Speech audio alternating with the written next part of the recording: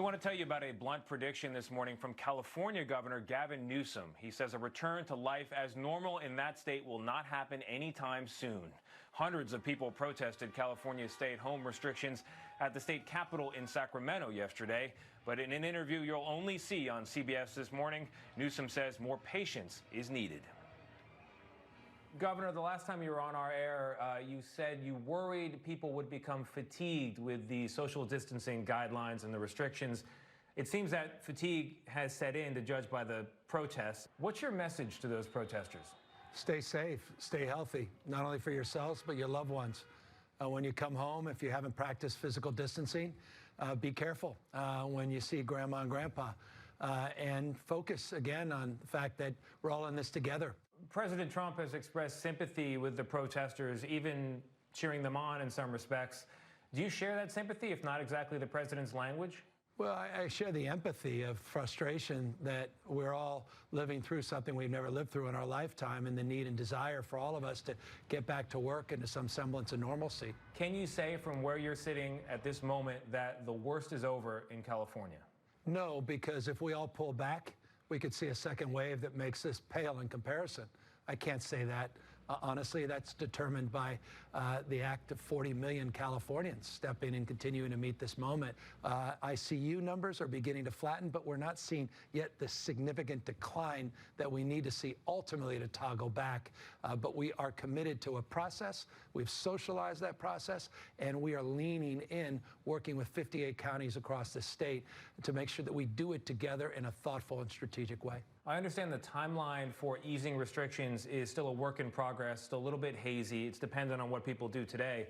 But from where you're sitting with the data you have, can you say today that baseball is possible in July, school will be back in session in September, and it's possible that elections will happen as normal in November?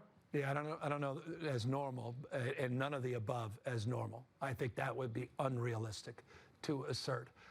You have to radically change the floor plans in the schools, in businesses, private, public institutions, large and small.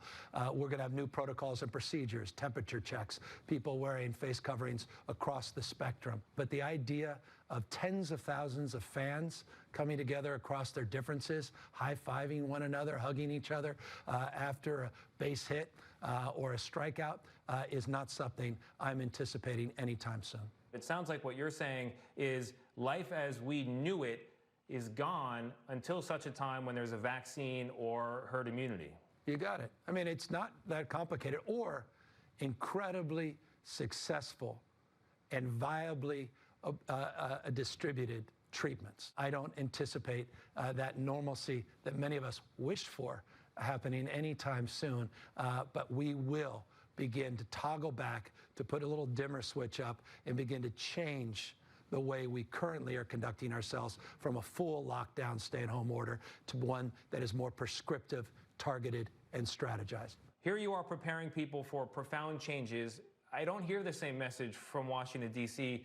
from President Trump. Do you think he has a responsibility at this point to start preparing America for the very same changes you've described? I think we all have a responsibility to use the information that we have, the data we have, and process it in a way that's open and honest with the American people. Look, I don't think there's anything wrong with being optimistic and hopeful. I'm optimistic. I'm hopeful. This is not the new normalcy in perpetuity. We're going to come back. We just need to temper the enthusiasm on when and how. And once we get herd immunity and once we get a vaccine, then we can come back and flourish and thrive.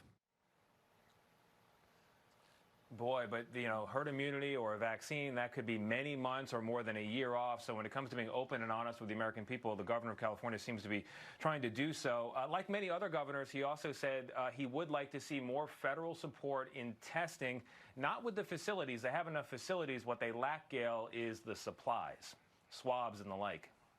You know, Tony, what strikes me about the interview that you just did with Governor Newsom, he is certainly consistent. Last time he was on our air, he said opening too soon would be like jumping out of a plane with a parachute and cutting the cord before you land. A lot of people thought that was a really great analogy.